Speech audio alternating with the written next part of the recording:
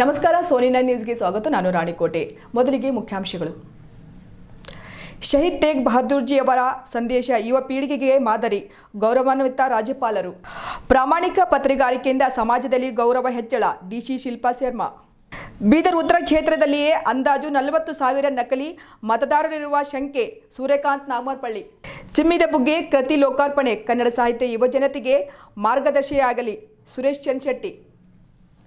ಸುದ್ದಿಯ ವಿವರಗಳು. ನಗರದ ಮೈಲು ರಸ್ತೆಯಲ್ಲಿರುವ ಗುರುನಾನಕ್ ದೇವ್ ಇಂಜಿನಿಯರಿಂಗ್ ಕಾಲೇಜಿನ ಆವರಣದಲ್ಲಿ ಗುರು ತೇಗ್ ಬಹದ್ದೂರ್ ಅವರ 350ನೇ ಶಹದಿ ವರ್ಷದ ಅಂಗವಾಗಿ ಸಾಹಿತ್ಯ ಅಕಾಡೆಮಿ ಹಾಗೂ ಗುರುನಾನಕ್ ಜೀರಾ ಸಾಹೇಬ್ ಬೀದರ್ ವತಿಯಿಂದ ಒಂದು ದಿನದ ಕಾರ್ಯಕ್ರಮ ಹಮ್ಮಿಕೊಳ್ಳಲಾಯಿತು.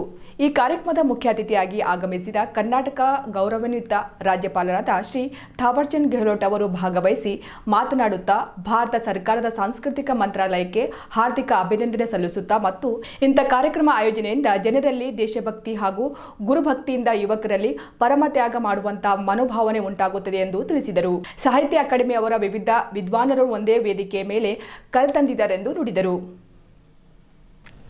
ಬೀದರಿನ ಗುರುನಾನಕ್ ಜೀರಾ ಕಮಿಟಿಯು ಕಾರ್ಯಾಗಾರವನ್ನು ಅಚ್ಚುಕಟ್ಟಾಗಿ ಆಯೋಜಿಸಿದ್ದಕ್ಕಾಗಿ ಧನ್ಯವಾದ ತಿಳಿಸಿದರು.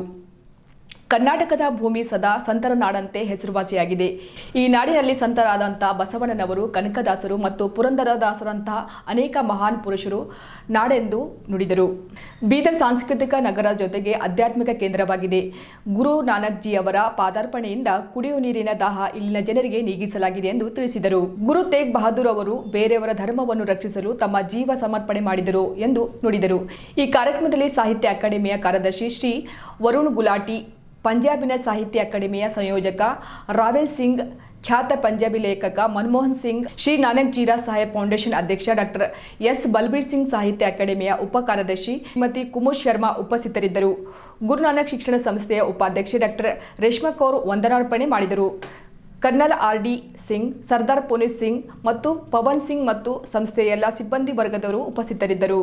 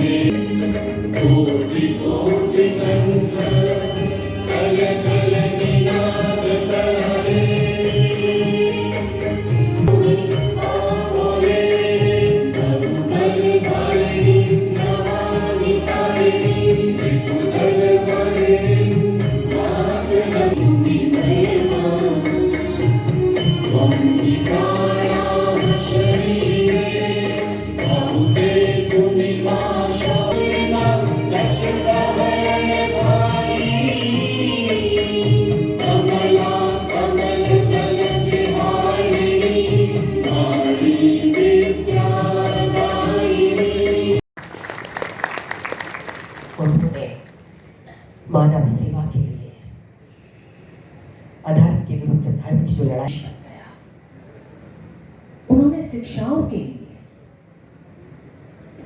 शिक्षा के लिए कई बार आपके दरवाजे पे सब नहीं आ सकते। देश भर में यात्राओं के दौर चलाए हैं समरसता लाने के लिए, भेदभाव मिटाने के लिए, और संस्कृति मंत्रालय के अंदर वर्ष हम मना रहे हैं।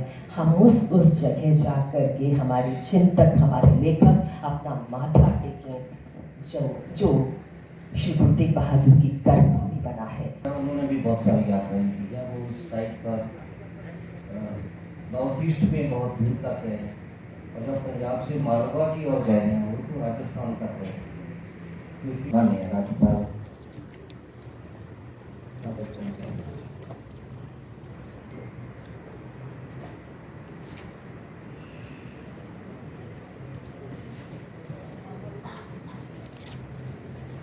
सबके लिए हम आपके आभारी हैं।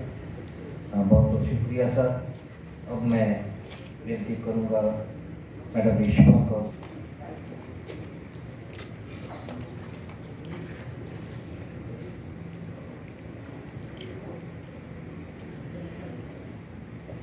जी का खासा respected doctor Kumud Sharma, vice president Sahitya Akademi, doctor Baljit Singh, chairman management committee Gurdwara Shri Nanak Jhira Sahib, convener Punjabi advisory board Sahitya Akademi, Punjabi writer doctor Sardar Manmohan Singh, all honorable scholars, delegates, faculty members, ladies and gentlemen, it is both my privilege and honor to propose vote of thanks on behalf of the Nanak Group of Institutions and Gurudwara Sri Nanak Zhira Sahib Foundation.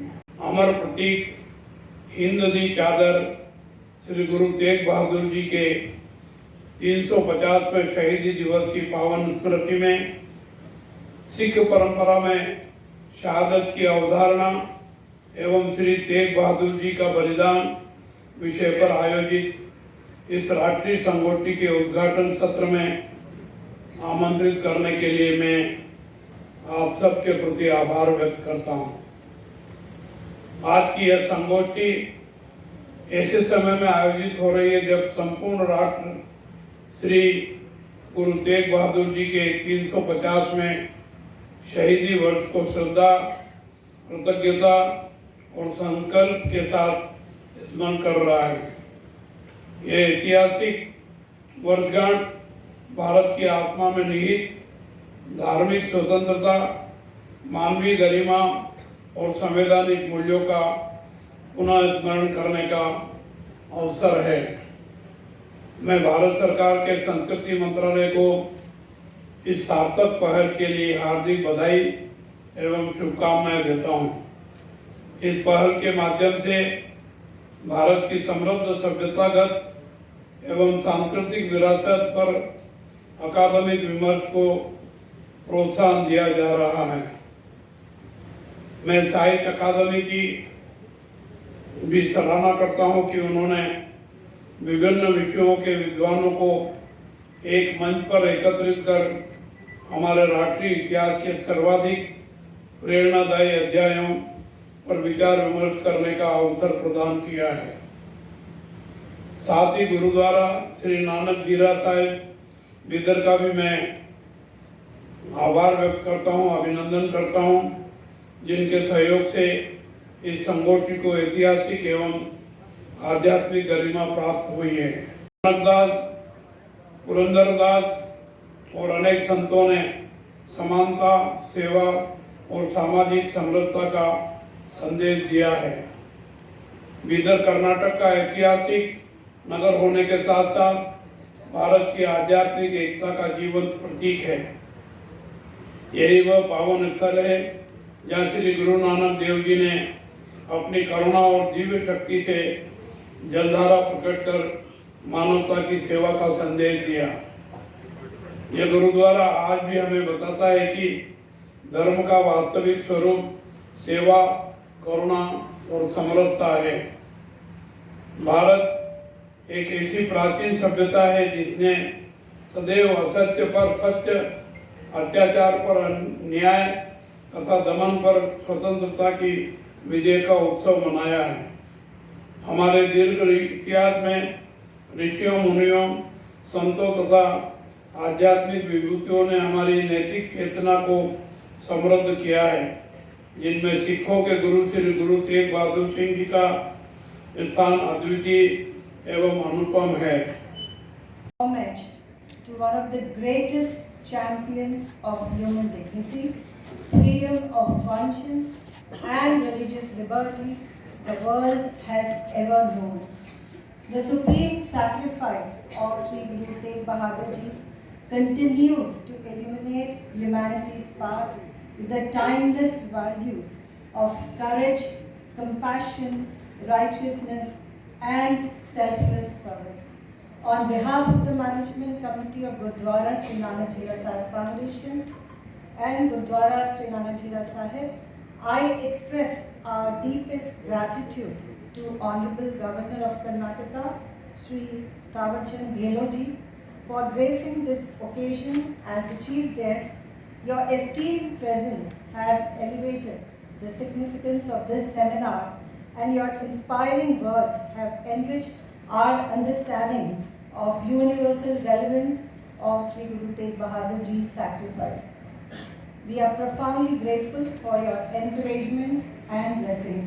Sir has also been our chief guest of Kalyana Karnataka Awards, which we had hosted 3 years back. So we profoundly thank you and are grateful for your presence here, sir.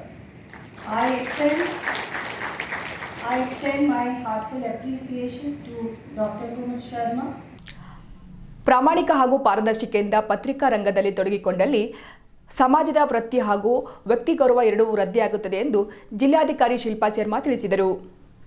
Karnataka ಕಾರ್ಯನಿರತ ಪತ್ರಕರ್ತರ ಸಂಘ ಹಾಗೂ ವಾರ್ತಾ ಮತ್ತು ಸಾರ್ವಜನಿಕ ಸಂಪರ್ಕ ಇಲಾಖೆಗಳ ಸಂಯೋಗದಲ್ಲಿ ಜರುಗಿದ ಪತ್ರಿಕಾ ದಿನಾಚರಣೆ ಉದ್ಘಾಟಿಸಿ ಅವರು ಮಾತನಾಡಿದರು. ಪ್ರಜಾಪ್ರಭುತ್ವದ 4ನೇ ಸ್ತಂಭವಾಗಿರುವ ಪತ್ರಿಕಾ ರಂಗದಲ್ಲಿ ನಾವು ಎಚ್ಚರಿಕೆ ಹೆಜ್ಜೆ ನೀಡಬೇಕಾಗಿದೆ. ನಾವು ಯಾವತ್ತೂ ಒಬ್ಬರ ಪರವಾಗಿ ನಮ್ಮ ಬರವಣಿಗೆ ಸೀಮಿತವಾಗಿರದೆ ನಿಷ್ಪಕ್ಷಪಾತವಾಗಿ ನಿಂತರೆ ನಮ್ಮ ವೃತ್ತಿ ಹಾಗೂ ಧರ್ಮಕ್ಕೆ ಪಾವಿತ್ರ್ಯತೆ ತಂದುಕೊಳ್ಳಬಹುದಾಗಿದೆ ಎಂದು ತಿಳಿಸಿದರು. ಕಳೆದ 2-3 ತಿಂಗಳಿಂದ ದೇಶದಲ್ಲಿ ಅನೇಕ ಘಟನಾವಳಿಗಳು ಚರ್ಚೆಯಲ್ಲಿವೆ. ಇದು ವ್ಯಾಪಕವಾಗಿ ವಿಸ್ತಾರಗೊಳ್ಳಲು ಮಾಧ್ಯಮಗಳ ಪಾತ್ರ ಬಹಳಷ್ಟಿದೆ. ಆದರೆ ನಮ್ಮ ಬರವಣಿಗೆಗೆ ಮತ್ತಷ್ಟು ಪರಿಣಾಮಕಾರಿಯಾಗಬೇಕಾದರೆ ವಿಶ್ವಾಸಾರ್ಹ ಸುದ್ದಿ ಸಂಗ್ರಹಣೆಗೆ ಒತ್ತು ನೀಡಬೇಕು ಎಂದು ಹೇಳಿದರು. ಸಮಾಜದ ಕಟ್ಟಕಡೆ ವ್ಯಕ್ತಿಗೂ ಮಾಧ್ಯಮದವರ ಮೇಲೆ ಅಭಿಮಾನ ಬರುವಂತೆ ನಡೆದುಕೊಳ್ಳಬೇಕೆಂದು ಕರೆ ನೀಡಿದರು. ಅಧ್ಯಕ್ಷತೆ ವಹಿಸಿದ ಕರ್ನಾಟಕ ಕಾರ್ಯನಿರತ ಪತ್ರಕರ್ತರ ಸಂಘದ ರಾಜ್ಯಾಧ್ಯಕ್ಷರಾದ ಶಿವಾನಂದ ತಗಡೂರು ಅವರು ಮಾತನಾಡಿ, ಪತ್ರಕರ್ತರು ಸಮಾಜದ ನಿಜವಾದ ವೈದ್ಯರು. ಸಮಾಜಕ್ಕಾಗುವ ರೋಗವನ್ನು ಸರಿಪಡಿಸುವ ಶಕ್ತಿ ಮಾಧ್ಯಮಕ್ಕಿದೆ. ನಮ್ಮ ವೃತ್ತಿ ಅತ್ಯಂತ ಪವಿತ್ರವಾದದ್ದು. ನಮ್ಮ ವೃತ್ತಿಗೆ ನ್ಯಾಯ ದೊರಕಿಸುವ ಕಾರ್ಯ ಮಾಡಬೇಕಾಗಿದೆ. ನಮ್ಮ ಬರವಣಿಗೆಗೆ ಒಬ್ಬ ಕಟ್ಟಕಡೆಯ ವ್ಯಕ್ತಿ ಕಣ್ಣೊರೆಸುವಂತಾದರೆ ಅಂದು ನಮ್ಮ ಬರವಣಿಗೆಗೆ ಸಾರ್ಥಕವಾದಂತೆ ಎಂದು ಪ್ರತಿಪಾದಿಸಿದರು. ವೃತ್ತಿಪರತೆಯಲ್ಲಿ ವ್ಯಕ್ತಿ ಮುಖ್ಯವಲ್ಲ, ಸಂಘಟನೆ ಮುಖ್ಯ. ನಾವು ಸಂಘಜೀವಿಯಾಗಿ ಬದುಕಿದರೆ ನಮ್ಮ ಶಕ್ತಿ ಹೆಚ್ಚಾಗುತ್ತದೆ. ಬಿಡಾಡಿ ದನಗಳ ಹಾಗೆ ಸಂಘಟನೆ ಬಿಟ್ಟು ಹೊರ ಹೋಗದೆ ಸಂಘದೊಂದಿಗೆ ಗುರುತಿಸಿದರೆ ನಿಮಗೆ ಬೆಲೆ ಇರುತ್ತದೆ. ಸಮಾಜ ನಿಮ್ಮನ್ನು ಪ್ರೀತಿಪೂರ್ವಕವಾಗಿ ನೋಡುತ್ತದೆ ಎಂದರು. ಇಂದು ಕರ್ನಾಟಕ ಕಾರ್ಯನಿರತ ಪತ್ರಕರ್ತರ ಸಂಘ ನಾಡಿನ ಎಲ್ಲಾ ಜಿಲ್ಲಾ ಕೇಂದ್ರಗಳು, ತಾಲೂಕು ಕೇಂದ್ರಗಳಲ್ಲಿ ಮಾತ್ರವಲ್ಲದೆ ಹೊರನಾಡಿನಲ್ಲಿಯೂ ತನ್ನ ಬಾಹು ಚಾಚಿದೆ. ಮುಂಬೈ, ಕಾಸರಗೋಡಿನ ಗಡಿ ಪ್ರದೇಶಗಳಲ್ಲಿ ಅದು ಪ್ರಭಾವಶಾಲಿಯಾಗಿ ಬೆಳೆದಿದೆ. ಅದಕ್ಕೆಲ್ಲ ತಾವು ಪಟ್ಟ ಪರಿಶ್ರಮ ಎಂಬುದು ಹೆಮ್ಮೆಯಿಂದ ಹೇಳಬೇಕೆಂದು ತಗಡೂರು ಕರೆ ನೀಡಿದರು. ಸಂಘದ ಜಿಲ್ಲಾಧ್ಯಕ್ಷ ಆನಂದ್ ದೇವಪ್ಪ ಪ್ರಾಸ್ತಾವಿಕ ಮಾತನಾಡಿ, ರಾಜ್ಯದ ಎಲ್ಲಾ ಜಿಲ್ಲೆಗಳಲ್ಲಿ ಪತ್ರಿಕಾ ಭವನವನ್ನು ಕರ್ನಾಟಕ ಕಾರ್ಯನಿರತ ಪತ್ರಕರ್ತರ ಸಂಘವೇ ನಿರ್ವಹಣೆ ಮಾಡಿಕೊಂಡು ಬರುತ್ತಿದೆ. ಸಂಘದ ನಿರ್ವಹಣೆ ಜವಾಬ್ದಾರಿ ವಹಿಸಿ ನಿತ್ಯ ಒಂದಲ್ಲ ಒಂದು ಸಂಘಟನೆ ಹೆಸರಲ್ಲಿ ಕಿರಿಕ್ ಮಾಡುವವರಿಗೆ ಇದರಿಂದ ದೂರವಿಟ್ಟು ಹಿಂದೂ ಅವರು ಎಸಗಿದ ಭ್ರಷ್ಟಾಚಾರದ ಸಮಗ್ರ ತನಿಖೆ ಆಗಬೇಕೆಂದು ಕೋರಿದರು. ಬೀದರ್ ನಗರಾಭಿವೃದ್ಧಿ ಪ್ರಾಧಿಕಾರದ ಅಧ್ಯಕ್ಷ ಬಸವರಾಜ್ ಜಾಬ್ಶೆಟ್ಟಿ ಮಾತನಾಡಿದರು. ಈ ಸಂದರ್ಭದಲ್ಲಿ ರಾಜ್ಯ ಗ್ರಾಮೀಣಾಭಿವೃದ್ಧಿ ಹಾಗೂ ಪಂಚಾಯತ್ ರಾಜ್ ಸಚಿವರು ಹಾಗೂ ಜಿಲ್ಲಾ ಉಸ್ತುವಾರಿ ಮಂತ್ರಿ ಈಶ್ವರ್ ಖಂಡ್ರೆ ಅವರು ದೂರವಾಣಿ ಮೂಲಕ ತಮ್ಮ ಶುಭಾಶಯ ತಿಳಿಸಿದರು. ಇದೇ ವೇಳೆ ಎಸ್ಎಸ್ಎಲ್ಸಿ ಹಾಗೂ ಪಿಯುಸಿಯಲ್ಲಿ 70% ಅಧಿಕ ಅಂಕ ಗಳಿಸಿದ ಪತ್ರಕರ್ತರ ಮಕ್ಕಳಾದ ಕುಮಾರಿ ಅಹಮದ್ ನಾಜ್, ಶೇಖ್ ಶಾದಿಯಾ, ಭುವನೇಶ್ವರಿ, ಸುಹಾಷಿನಿ, ಹರ್ಷಿತಾ, ತನೀಶ್, ಪ್ರಜ್ವಲ್, ಶ್ರುತಿ ಹಾಗೂ ಇತರರಿಗೆ ಪ್ರತಿಭಾ ಪುರಸ್ಕಾರ ವಿತರಿಸಲಾಯಿತು. ಎಲ್ಲ ತಾಲೂಕಿನ ಅಧ್ಯಕ್ಷ, ಪ್ರಧಾನ ಕಾರ್ಯದರ್ಶಿಗಳಿಗೆ ಸನ್ಮಾನಿಸಿ ಗೌರವಿಸಲಾಯಿತು. ವಾರ್ತಾ ಮತ್ತು ಸಾರ್ವಜನಿಕ ಸಂಪರ್ಕ ಇಲಾಖೆಯ ಸಹಾಯಕ ನಿರ್ದೇಶಕ ಮಂಜುನಾಥ್ ಸೊಳ್ಳೊಳ್ಳಿ, ರಾಜ್ಯ ಕಾರ್ಯಕಾರಿಣಿ ಸಮಿತಿ ಸದಸ್ಯ ಅಪ್ಪರಾವ್ ಸೌದಿ, ರಾಷ್ಟ್ರೀಯ ಕಾರ್ಯಕಾರಿಣಿ ಮಂಡಳಿ ಸದಸ್ಯ ಬಸವರಾಜ್ ಪವಾರ್, ಸಂಘದ ಗೌರವ ಸಲಹೆಗಾರರಾದ ಗಂಧರ್ವ ಸೇನಾ, ಮಲ್ಲಿಕಾರ್ಜುನ್ ಬಿರಾದರ್, ಉಪಾಧ್ಯಕ್ಷರಾದ ಬಸವರಾಜ್ ಕಾಮಶೆಟ್ಟಿ, ಪೃಥ್ವಿರಾಜ್ ಎಸ್, ಶ್ರೀಕಾಂತ್ ಬಿರಾದರ್, ಕಾರ್ಯದರ್ಶಿ ಸ್ವಾಮಿದಾಸ್ ನಾಗುರೆ, ಸಂತೋಷ್ ಶೆಟ್ಟಿ, ಖಜಾಂಚಿ ಸುನಿಲ್ ಕುಮಾರ್ ಕುಲಕರ್ಣಿ ವೇದಿಕೆಯಲ್ಲಿದ್ದರು. ಸಂಘದ ಸದಸ್ಯರಾದ ಪ್ರಿಯಾಂಕಾ ಗುರುರಾಜ್ ಹಾಗೂ ಸಂಗಡಿಗರಿಂದ ವಂದೇ ಮಾತರಂ ಗೀತೆ ಜರುಗಿತು. ಐಎಫ್ಡಬ್ಲ್ಯೂಜೆ ಸದಸ್ಯ ಅಶೋಕ್ ಕುಮಾರ್ ಕರಂಜಿ ಸ್ವಾಗತಿಸಿ, ಕಾರ್ಯದರ್ಶಿ ಶಶಿಕಾಂತ್ ಶೆಂಬಳ್ಳಿ ಕಾರ್ಯಕ್ರಮ ನಿರೂಪಿಸಿ, ಜಿಲ್ಲಾ ಪ್ರಧಾನ ಕಾರ್ಯದರ್ಶಿ ಶಿವಕುಮಾರ್ ಸ್ವಾಮಿ ವಂದಿಸಿದರು. ಸರ್ವವ್ಯಾಪಿಯಾಗಿರುವ ಸತ್ಯವನ್ನ ಜನರ ಮುಂದಿಡುವುದೇ ಒಂದು ಮಾಧ್ಯಮದ ಕೆಲಸ. ಹೀಗಾಗಿ ಈ ಒಂದು ಮಾಧ್ಯಮಕ್ಕೆ ಬಹಳ ದೊಡ್ಡ ಜವಾಬ್ದಾರಿ ಇದೆ. ಹೀಗಾಗಿ ಇದು ನಮ್ಮೆಲ್ಲರಿಗೂ ಈ ಒಂದು ಪತ್ರಿಕಾ ದಿನಾಚರಣೆಯ ಈ ಒಂದು ಸಂದರ್ಭದಲ್ಲಿ ನಿಜಕ್ಕೂ ನಮ್ಮೆಲ್ಲ ಪತ್ರಕರ್ತರಿಗೆ ಸಂಭ್ರಮ, ಜೊತೆಗೆ ನಮ್ಮನ್ನು ನಾವು ಎಚ್ಚರಿಸಿಕೊಂಡು ಈ ಒಂದು ಸಮಾಜಕ್ಕೆ ಒಂದು ಒಳ್ಳೆಯ ಒಂದು ಸೇವೆಯನ್ನು ಕೊಡುವ ಜವಾಬ್ದಾರಿ ಕೂಡ ನಮ್ಮೆಲ್ಲರ ಮೇಲಿದೆ ಅನ್ನೋದನ್ನು ಈ ದಿನದ ಮೂಲಕ ನಾವೆಲ್ಲರೂ ನೆನಪಿಸಿಕೊಳ್ಳುವ ಪ್ರಯತ್ನ ಮಾಡೋಣ. ಸ್ವಾತಂತ್ರ್ಯ ಸಹಿತ ಸ್ವಾತಂತ್ರ್ಯ ಕೆಲಸ ಮಾಧ್ಯಮರು ಮಾಡಿದರು. ಮತ್ತು ಸ್ವಾತಂತ್ರ್ಯ ಬಂದ ಯಾವುದು ನಮ್ಮ ಸಮಾಜದ ಕೋರೆಗಳಿಗೂ ಕೀರ್ತಿ ಒಂದು ಉತ್ತಮ ಆಡಳಿತ, ಉತ್ತಮ ಸಮಾಜ ಮಾಡಲಿಕ್ಕೆ ಮಾಧ್ಯಮಗಳು ದೊಡ್ಡ ಒಂದು ಅವರ ಕೊಡುಗೆ ಇದೆ ಅಂತ ಹೇಳಿದರೆ ಅತಿಶಕ್ತಿ ಆಗೋದಿಲ್ಲ. ಪಿಲ್ಲರ್ ಇದ್ದೀರಿ ಅಂತ. ಅದ್ರ ಜೊತೆಲಿ ನಿಮಗೆ ತುಂಬ ಜವಾಬ್ದಾರಿ ಕೂಡ ನಿಮ್ಮ ಮೇಲೆ ಬರುತ್ತೆ. ನೀವು ಏನೇನು ರಿಪೋರ್ಟ್ ಮಾಡ್ತಾ ಇದ್ದೀರಿ ಅದು ಒಂದು ಆಬ್ಜೆಕ್ಟಿವ್ ಆಗಿರಬೇಕು ಮತ್ತು ನ್ಯೂಟ್ರಲ್ ಆಗಿರಬೇಕು. ಈಗ ನಾವು ಕೆಲವೊಂದು ಮೀಡಿಯಾ ಹೌಸಸ್ ನೋಡ್ತಾ ಇದ್ದೀವಿ, ಒಂದು ಗ್ರೂಪ್ಗೆ ಇದು ಆಗ್ತಾರೆ, ಅದ್ರ ಜೊತೆಯಲ್ಲಿ ಕೆಲಸ ಮಾಡ್ತಿದ್ದಾರೆ, ಅಥವಾ ಒಂದು ಪೊಲಿಟಿಕಲ್ ಪಾರ್ಟಿ ಜೊತೆಲಿ ಕೆಲಸ ಮಾಡ್ತಿದ್ದಾರೆ, ಅವ್ರ ಪರವಾಗಿ ಬರೀತಾ ಇದ್ದಾರೆ. ಆ ಥರದ ಪರಿಸ್ಥಿತಿ ಬಂದರೆ ಮತ್ತೆ ಆ ನ್ಯೂಟ್ರಾಲಿಟಿ ಹೋಗ್ಬಿಡುತ್ತೆ. ನಾವು ಈಗಾಗಲೇ ನಮ್ಮ ಅಧ್ಯಕ್ಷರು ಮತ್ತು ಶಶಿಕಾಂತ್ ಅವರು ಹೇಳಿದ್ದಾರೆ, ಜನ ನಂಬ್ತಾರೋ ನಂಬಲ್ಲ ಅಂತ, ಅದು ಡಿಪೆಂಡ್ ಆಗುತ್ತೆ. ನೀವು ಎಷ್ಟು ನ್ಯೂಟ್ರಲ್ ಆಗಿ ನಿಮ್ಮ ವರದಿಯನ್ನು ನಮ್ಮ ಮುಂದೆ ಪ್ರಸ್ತುತ ಮಾಡ್ತಾ ಇದ್ದೀರಿ. ಆಬ್ಜೆಕ್ಟಿವಿಟಿ ಅಂದರೆ ನಿಮ್ಮ ಕೆಲಸ ಏನಿದೆ ಅಷ್ಟೇ, ಅದಕ್ಕೆ ಸೀಮಿತ ಆಗಿ ನಿಮ್ಮ ಆಬ್ಜೆಕ್ಟಿವ್ ಅಂದರೆ ನೀವು ಜನರಿಗೂ ಏನು ಸುದ್ದಿ ತಲುಪಿಸೋಕ್ಕೆ ಟ್ರೈ ಮಾಡ್ತಿದ್ದೀರಿ ಆ ಸುದ್ದಿ ಜನರಿಗೂ ತಲುಪಿಸಬೇಕು ಅಂತ, ಅದನ್ನು ನಿಮ್ಮದು ಒಂದು ಜವಾಬ್ದಾರಿ ಇದೆ. ನಿಮ್ಮಲ್ಲಿ ಕೆಲವೊಂದು ಜನ ತಾಲೂಕಾ ಮಟ್ಟದ ವರದಿಗಾರಿದ್ದೀರಿ, ಕೆಲವೊಂದು ಜನ ಜಿಲ್ಲಾ ಮಟ್ಟದ್ದು, ಕೆಲವೊಂದು ರಾಜ್ಯ ಮಟ್ಟದ್ದು, ಕೆಲವೊಂದು ನ್ಯಾಷನಲ್ ಮಟ್ಟದ ವರದಿಯಲ್ಲಿ ಕೂಡ ನೀವು ಕಾಂಟ್ರಿಬ್ಯೂಷನ್ ಕೊಡ್ತಾ ಇದ್ದೀರಿ. ಅದು ತುಂಬ ಸಂತೋಷದ ವಿಷಯ ನಮ್ಮ ಹತ್ತಿರ ಇದೆ. ಇಂಟರ್ನ್ಯಾಷನಲ್ ನ್ಯೂಸ್ ಬಹುಶಃ ನಮ್ಮ ಜಿಲ್ಲೆಯಿಂದ ಕಾಂಟ್ರಿಬ್ಯೂಷನ್ ಮಾಡೋಕ್ಕೆ ಇನ್ನೂ ಮುಂದೆ ಬಂದಿಲ್ಲ. ಫ್ಯೂಚರ್ನಲ್ಲಿ ಅದೂ ಬರ್ತೀರಿ ಅಂತ ನಾನು ಅದನ್ನು ಆಶೆ ನಿಮ್ಮ ಕಡೆಯಿಂದ ಇಡ್ತೇನೆ. ಏಕೆ ಮುಖ್ಯ ಅಂದರೆ ವೃತ್ತಿಯನ್ನು ಮಾಡುವ ಸಂದರ್ಭದಲ್ಲಿ ನಾವು ನಮ್ಮ ಕೆಲಸವನ್ನು ಮಾಡ್ತಾ ಇರ್ತೀವಿ. ನಾವು ವರದಿಯನ್ನು ಮಾಡುವಾಗ ಅಥವಾ ಪತ್ರಕರ್ತರಾಗಿ ನಮ್ಮ ನಡೆ ನುಡಿ ಕೂಡ ಭಾಳ ಮುಖ್ಯ.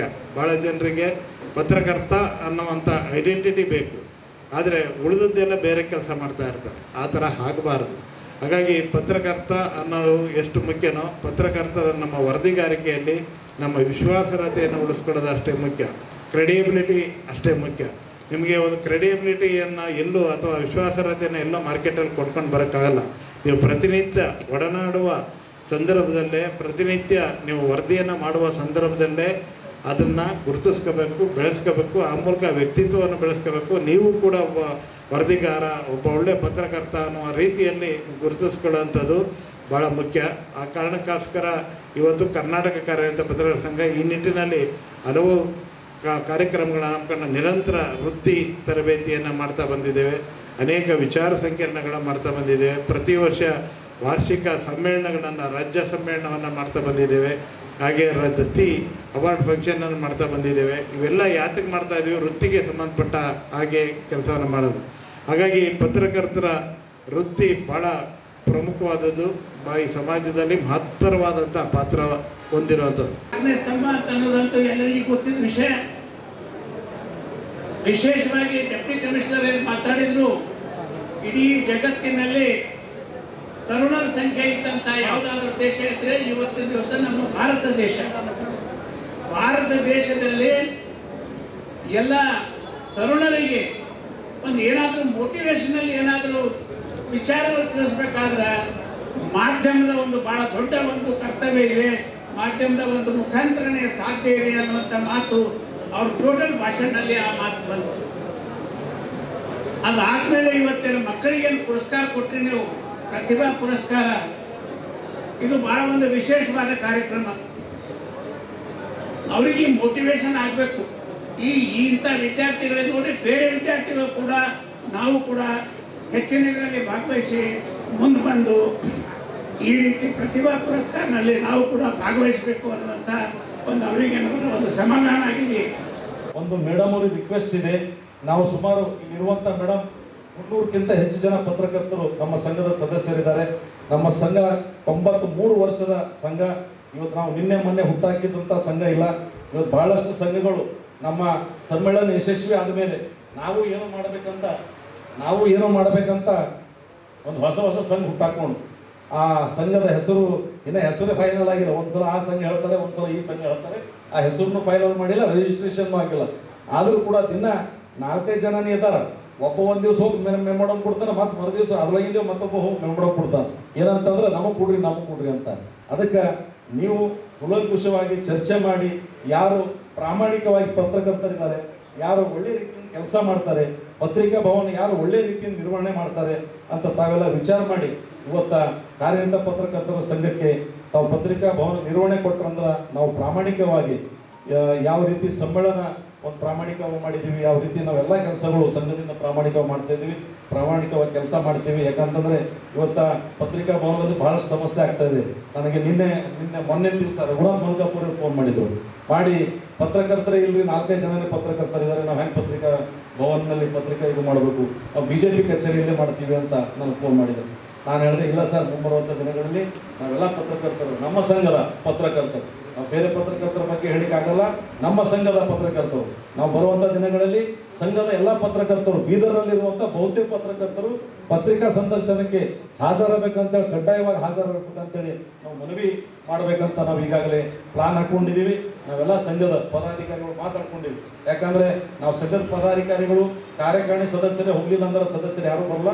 ಹೀಗಾಗಿ ಹೆಚ್ಚಿನ ರೀತಿಯಿಂದ, ಯಾಕಂದ್ರೆ ಪತ್ರಿಕಾ ಭವನ ನಡಿಬೇಕಂದ್ರೆ ಎಲ್ಲರೂ ಪತ್ರಕರ್ತರಲ್ಲಿ ಇರಬೇಕು. ಕೇವಲ 4-5 ಜನ ಮಾತ್ರ ಇದ್ರೆ ಯಾವುದೂ ಪತ್ರಿಕಾ ಸಂದರ್ಶನ ಒಳ್ಳೆ ರೀತಿಯಿಂದ ಮೆಸೇಜ್ ಹೋಗಲ್ಲ ಅಂತ ಈ ಸಂದರ್ಭದಲ್ಲಿ. ಬೀದರ್ ಉತ್ತರ ಕ್ಷೇತ್ರದಲ್ಲಿಯೇ ಅಂದಾಜು 40,000 ನಕಲಿ ಮತದಾರರಿರುವ ಸಂಖ್ಯೆ ಇದೆ ಎಂದು ನಾರಂಜ ಸಹಕಾರ ಸಕ್ಕರೆ ಕಾರ್ಖಾನೆ ಅಧ್ಯಕ್ಷರು ಹಾಗೂ ಜೆಡಿಎಸ್ ಮುಖಂಡರಾದ ಸೂರ್ಯಕಾಂತ್ ನಾಗಮರಪಳ್ಳಿ ಗಂಭೀರ ಆರೋಪ ಮಾಡಿದ್ದಾರೆ. ನಗರದ ಜಿಲ್ಲಾ ಪತ್ರಿಕಾ ಭವನದಲ್ಲಿ ಸುದ್ದಿಗೋಷ್ಠಿ ಉದ್ದೇಶಿಸಿ ಮಾತನಾಡಿದ ಅವರು, ಈಗಾಗಲೇ 21,000 ನಕಲಿ ಮತದಾರರನ್ನು ಪತ್ತೆ ಹಚ್ಚಲಾಗಿದೆ. ಅವರೆಲ್ಲರ ವಿವರಗಳು ಜಿಲ್ಲಾಧಿಕಾರಿಗಳೇ ದೂರು ಸಲ್ಲಿಸಲಾಗಿದೆ ಎಂದು ಹೇಳಿದರು. SIR ಅಭಿಯಾನವು ಮತದಾರರ ಪಟ್ಟಿಯನ್ನು ಶುದ್ಧೀಕರಿಸುವ ಅತ್ಯಂತ ಮಹತ್ವದ ಕಾರ್ಯವಾಗಿದ್ದು, ಅರ್ಹ ಮತದಾರರ ಹೆಸರು ಸೇರ್ಪಡೆ ಹಾಗೂ ಅನರ್ಹ ಹೆಸರುಗಳು ತೆಗೆದುಹಾಕುವ ಮೂಲಕ ಪ್ರಜಾಪ್ರಭುತ್ವ ಮತ್ತು ಸಂವಿಧಾನದ ಆಶಯವನ್ನು ಮತ್ತಷ್ಟು ಬಲಪಡಿಸುವ ಉದ್ದೇಶ ಹೊಂದಿರುವುದು ಸಂತಸ ಎಂದು ತಿಳಿಸಿದರು. ಅನರ್ಹ ಮತದಾರರ ಹೆಸರುಗಳು ಚುನಾವಣೆಯ ಪಾರದರ್ಶಕತೆಗೆ ಧಕ್ಕೆ ಉಂಟು ಮಾಡುತ್ತದೆ ಎಂದು ಅವರು ಆರೋಪಿಸಿದರು. ತೆಲಂಗಾಣದ ಜಹೀರಾಬಾದ್ ಹಾಗೂ ಸುತ್ತಮುತ್ತಲಿನ ಪ್ರದೇಶಗಳ ಹಾಗೂ ನಿವಾಸಿಗಳು ಕರ್ನಾಟಕ ಮತ್ತು ತೆಲಂಗಾಣ 2 ರಾಜ್ಯಗಳಲ್ಲಿ ಮತದಾರರ ಗುರುತಿನ ಚೀಟಿ ಹೊಂದಿದ್ದು, ಚುನಾವಣೆ ವೇಳೆ ಬೀದರ್ಗೆ ಬಂದು ಮತ ಚಲಾಯಿಸುತ್ತಿದ್ದಾರೆ ಎಂದು ಆರೋಪಿಸಿದರು. ಅಲ್ಲದೆ ಬೀದರ್ ನಗರದಲ್ಲಿಯೇ ಕೆಲವು ವ್ಯಕ್ತಿಗಳು 2 ಬೇರೆ ಮತಗಟ್ಟೆಗಳಲ್ಲಿ ಅಥವಾ ಗ್ರಾಮೀಣ ಹಾಗೂ ನಗರ ಭಾಗಗಳಲ್ಲಿ ಪ್ರತ್ಯೇಕ ಮತದಾರರ ಗುರುತಿನ ಚೀಟಿಗಳನ್ನು ಹೊಂದಿರುವ ಪ್ರಕರಣಗಳಿವೆ ಎಂದು ಹೇಳಿದರು. ಪ್ರಸ್ತುತ ನಡೆಯುತ್ತಿರುವ SIR ಅಭಿಯಾನದಲ್ಲಿ ಸ್ಥಳೀಯ ಮಟ್ಟದ ಅಧಿಕಾರಿಗಳು ದಾಖಲೆಗಳ ಸಮರ್ಪಕ ಪರಿಶೀಲನೆ ಹಾಗೂ ಮತದಾರರ ನೈಜ ವಾಸಸ್ಥಳದ ದೃಢೀಕರಣವನ್ನು ಪರಿಣಾಮಕಾರಿಯಾಗಿ ನಡೆಯಬೇಕು. ಇಲ್ಲದಿದ್ದರೆ ಅನರ್ಹ ಹೆಸರುಗಳು ಮತದಾರರ ಪಟ್ಟಿಯಲ್ಲಿಯೇ ಮುಂದುವರಿಯುವ ಸಾಧ್ಯತೆ ಇದೆ ಎಂದು ಆತಂಕ ವ್ಯಕ್ತಪಡಿಸಿದರು. ಹೊರ ರಾಜ್ಯಗಳಿಂದ ಉದ್ಯೋಗಕ್ಕಾಗಿ ಬೀದರ್ಗೆ ಬಂದಿರುವ ಕೆಲವರ ಹೆಸರುಗಳನ್ನು ಮತದಾರರ ಪಟ್ಟಿಗೆ ಸೇರಿಸುವ ಆರೋಪವಿದ್ದು, ವಿವಿಧ ರಾಜ್ಯಗಳ ವಲಸೆ ಕಾರ್ಮಿಕರು ಹಾಗೂ ಇತರ ಅನರ್ಹ ಹೆಸರುಗಳ ಬಗ್ಗೆ ಸಮಗ್ರ ಪರಿಶೀಲನೆ ನಡೆಸಬೇಕು ಎಂದು ಒತ್ತಾಯಿಸಿದರು. ಕೆಲವು ವಿದ್ಯಾರ್ಥಿಗಳು ಹಾಗೂ ಮೃತ ವ್ಯಕ್ತಿಗಳ ಹೆಸರಿನಲ್ಲಿಯೂ ಮತದಾನ ನಡೆದಿರುವ ದಾಖಲೆಗಳು ತಮ್ಮ ಬಳಿ ಇವೆ ಎಂದು ಅವರು ಹೇಳಿದರು. ಬೀದರ್ ಉತ್ತರ ವಿಧಾನಸಭೆ ಕ್ಷೇತ್ರವನ್ನು ಅತಿ ಸೂಕ್ಷ್ಮ ಕ್ಷೇತ್ರವೆಂದು ಪರಿಗಣಿಸಿ ವಿಶೇಷ ನಿಗಾ ವಹಿಸಬೇಕು. SIR ಅಭಿಯಾನವನ್ನು ಪಾರದರ್ಶಕವಾಗಿ ಜಾರಿಗೊಳಿಸಿ ಅನರ್ಹ ಮತದಾರರ ಹೆಸರುಗಳನ್ನು ತೆರವುಗೊಳಿಸುವ ಮೂಲಕ ಶುದ್ಧ ಮತದಾರರ ಪಟ್ಟಿಯನ್ನು ಸಿದ್ಧಪಡಿಸಬೇಕು. ನಕಲಿ ಮತದಾರರ ಹೆಸರುಗಳನ್ನು ಮತದಾರರ ಪಟ್ಟಿಯಿಂದ ಶಾಶ್ವತವಾಗಿ ತೆರವುಗೊಳಿಸಬೇಕಾದರೆ ಆಧಾರ ಕಡ್ಡಾಯಗೊಳಿಸಬೇಕು. ಅದರಲ್ಲಿಯೂ ಈ ಬಯೋಮೆಟ್ರಿಕ್ ಪದ್ಧತಿ ಕಟ್ಟುನಿಟ್ಟಾಗಿ ಜಾರಿಗೊಳಿಸಬೇಕೆಂದು ನಾಗಮರಪಳ್ಳಿ ಆಗ್ರಹಿಸಿದರು. ಜೆಡಿಎಸ್ ಜಿಲ್ಲಾಧ್ಯಕ್ಷ ರಮೇಶ್ ಪಾಟೀಲ್ ಸೋಲ್ಪುರ್, ಪ್ರಧಾನ ಕಾರ್ಯದರ್ಶಿ ಅಶೋಕ್ ಕೋಡ್ಗೆ, SSK ನಿರ್ದೇಶಕ ಬಾಲಾಜಿ ಚೌಹಾಣ್, ಸಂಜು ಸಿದ್ದಾಪುರ್, ಜೆಡಿಎಸ್ ಮುಖಂಡರಾದ ಶಾಂತಲಿಂಗ ಸಾವಳಗಿ, ಬಸವರಾಜ್ ಪಾಟೀಲ್ ಹಾರೂರುಗೇರಿ, ರಾಜ್ಕುಮಾರ್ ಕಡ್ಯಾಳ್, ವಿಜಯಕುಮಾರ್ ಆನಂದೆ, ಲಲಿತಾ ಕಾರಂಜಿ, ಬಮಗೊಂಡ ಚಿಟ್ಟ, ಮಹಾನಗರ ಪಾಲಿಕೆಯ ಸದಸ್ಯರಾದ MD ದಾವೂದ್, ನವಾಜ್ ಖಾನ್ ಹಾಗೂ ಇತರರು ಪತ್ರಿಕಾಗೋಷ್ಠಿಯಲ್ಲಿ ಇದ್ದರು. ಇದೇ 30ನೇ ತಾರೀಕಿನಂದು ನಮ್ಮ ಪಕ್ಷದ ರಾಷ್ಟ್ರೀಯ ಅಧ್ಯಕ್ಷರು ಮಾಜಿ ಪ್ರಧಾನಿಗಳಾಗಿರ್ತಕ್ಕಂಥ ಸನ್ಮಾನ್ಯ ಶ್ರೀ ದೇವೇಗೌಡರವರ ಧರ್ಮಪತ್ನಿಯವರವರು ನಿಧನವಾಗಿದ್ದರಿಂದ ಉತ್ತರ ಕ್ರಿಯಾದಿ ಆಹ್ವಾನ ಪತ್ರಿಕೆಯನ್ನು ಈಗಾಗಲೇ ತಮ್ಮ ಕೈಗೆ ಕೊಟ್ಟಿರುತ್ತಾರೆ. 30ನೇ ತಾರೀಕಿನಂದು ಶ್ರೀಮತಿ ಚನ್ನಮ್ಮನವರ ಒಂದು ಪುಣ್ಯಶ್ರವಣ ಕಾರ್ಯಕ್ರಮವನ್ನು ಹಮ್ಮಿಕೊಳ್ಳಲಿದೆ. ಅದೇ ನಿಮಿತ್ತವಾಗಿ ನಾವು ಈ ಪತ್ರಿಕಾಗೋಷ್ಠಿಯಲ್ಲಿ ನಮ್ಮ ಪಕ್ಷದ ವತಿಯಿಂದ 1 ನಿಮಿಷದ ಮೌನಾಚರಣೆಯನ್ನು ಯತ್ನ ತಾವೆಲ್ಲರೂ ಮಾಡಬೇಕು ಮಾಡಬೇಕಂತ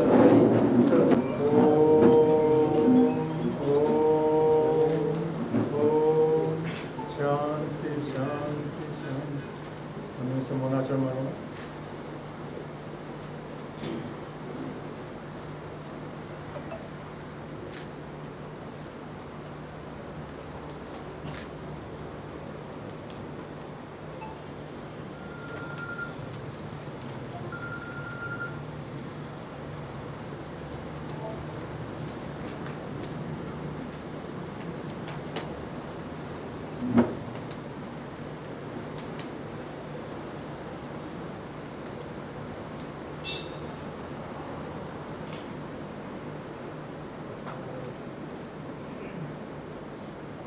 ಸುಮಾರು 4,500 ಜನ ಸತ್ತೋದರು ಓಟ್ ಹಾಕಿದ್ದಾರೆ ಅಂತ ನನಗೆ ಶಂಕೆ ಬಂದಿದೆ.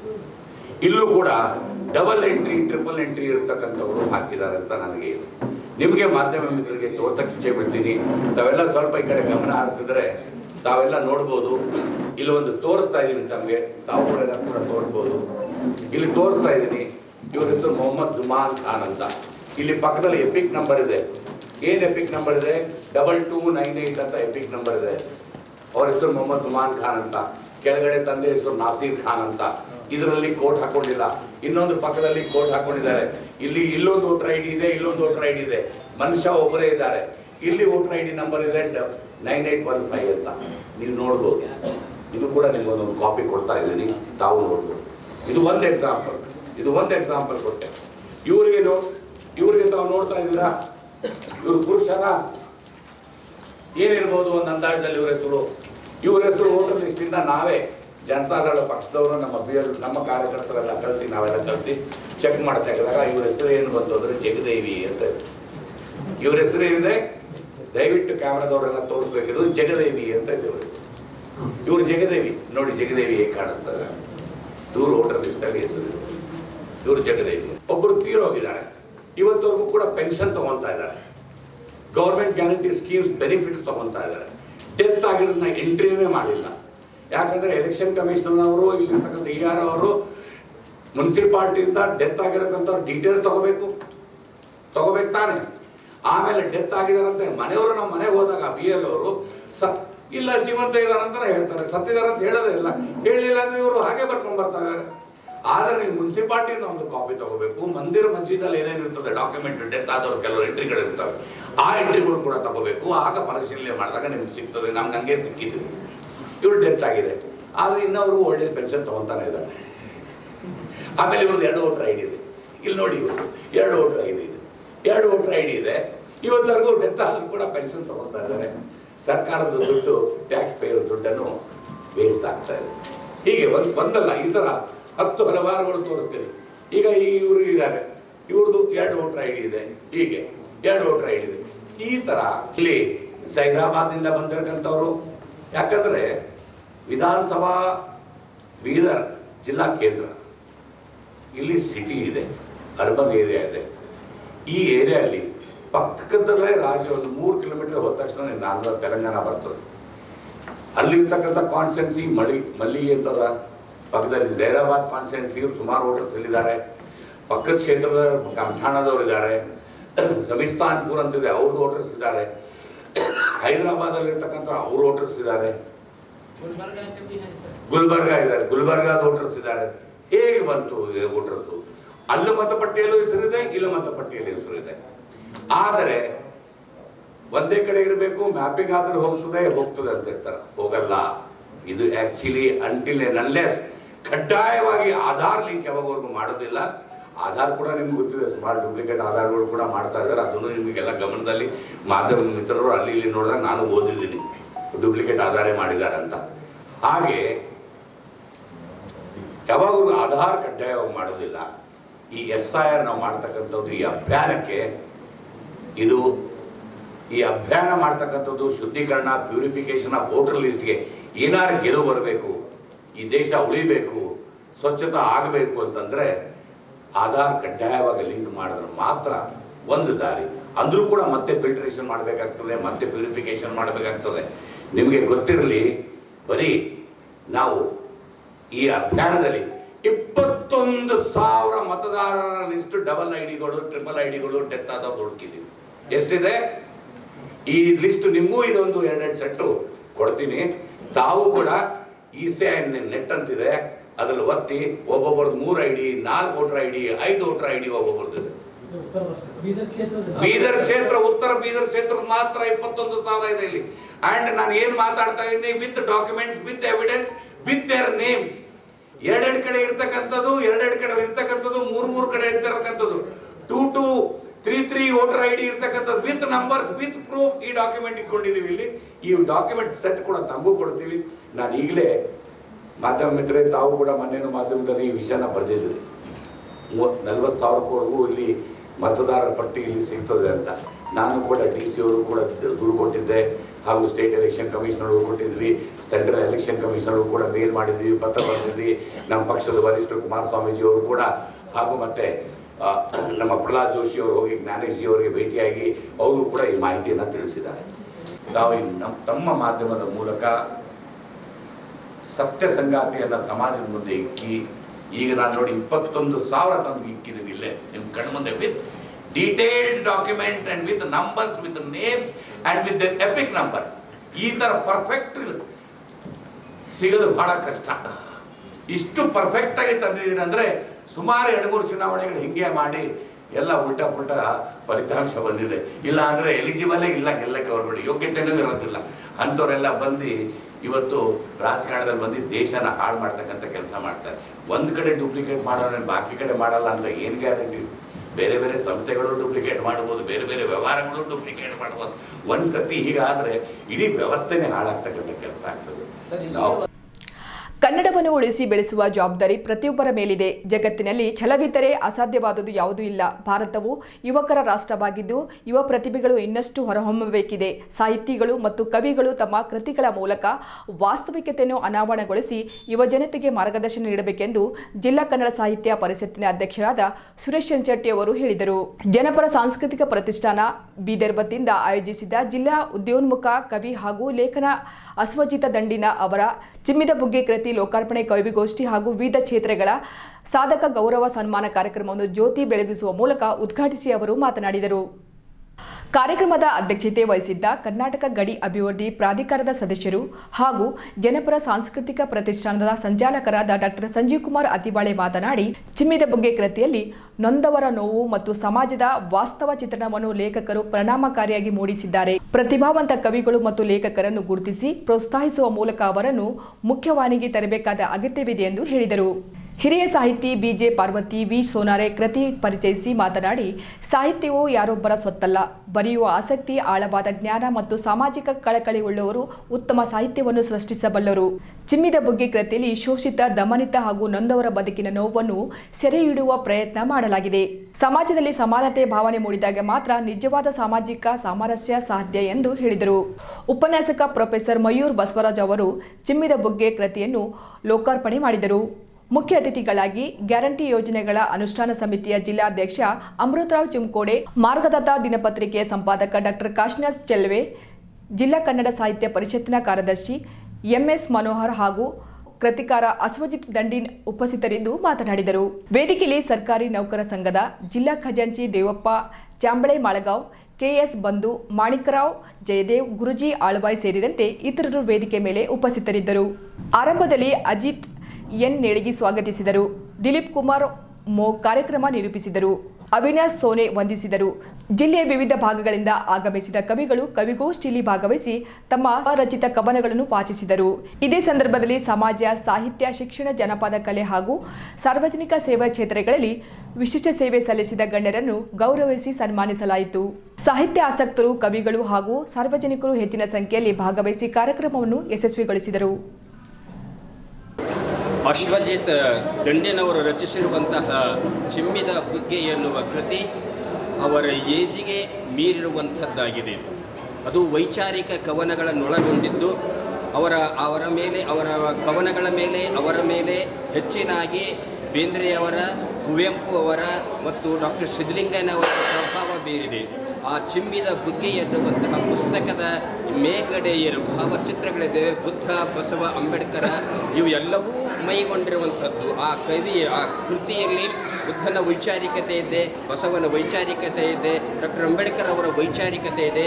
ಅದನ್ನು ತಾನು ಅನುವನಿಸಿಕೊಂಡು, ತಾನು ಓದಿ ಅರ್ಥ ಮಾಡಿಕೊಂಡು ಬೇರೆಯವರಿಗೆ ಅರ್ಥ ಆಗಲಿ ಅನ್ನುವಂತಹ ರೀತಿಯಲ್ಲಿ ಅವರು ಕಾವ್ಯವನ್ನು ರಚಿಸಿದ್ದಾರೆ. ಆ ಕಾವ್ಯವು ಮುಂದಿನ ಪೀಳಿಗೆಗೆ ಬೆಳಕಾಗ್ತದೆ ಎನ್ನುವಂತಹ ಆಶಯದಿಂದ ಈ ಕೃತಿಯನ್ನು ನಾನು ಲೋಕಾರ್ಪಣೆ ಮಾಡಿದ್ದೇನೆ. ಧನ್ಯವಾದಗಳು. ಇಲ್ಲಿವರೆಗೂ ಸುದ್ದಿ ಕೊಟ್ಟಿದ್ದು ನಾನು ರಾಣಿಕೋಟೆ. ಮತ್ತೆ ಮುಂದಿನ ಸುದ್ದಿಯೊಂದರಿಗೆ ಮತ್ತೆ ಭೇಟಿಯಾಗೋಣ. ವಂದನೆಗಳು.